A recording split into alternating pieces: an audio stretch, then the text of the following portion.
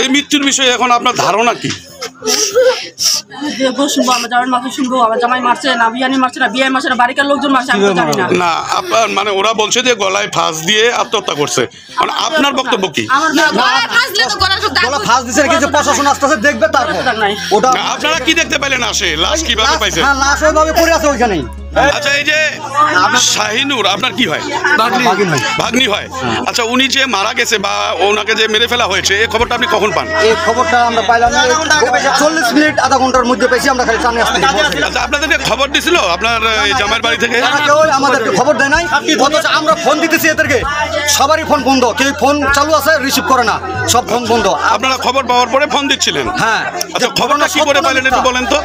খবরটা কিভাবে পাইলেন? খবরটা পাইলাম যে এরকম ব্যাপার, ওখানে আমাকে ফোন দিছিল, এত কথা আমাকে ফোন দিছিল, এই যে সাথে ফোন আছে না, হ্যাঁ, ওরা মানে তো মুখ জবানি লইতে চায়, সংবাদ দিছে যে এই ব্যাপারটা ভাগ্নি বলে তুমি কি বুঝা গেছে। তারপরে আপনারা খবর পাইছেন, মানে মেয়ের শ্বশুর বাড়ির পক্ষ থেকে আপনাদেরকে কোনো খোঁজ খবর দেওয়া হয়নি?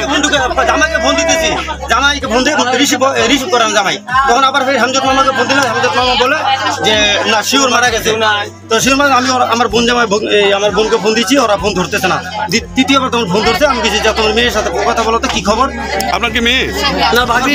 ও আচ্ছা আচ্ছা, আমার ভাগ্নি। আপনার ভাগ্নি? হ্যাঁ। তো বলছে যে কি হয়েছে, সমস্যা কি? ফোন ধরতেছে না।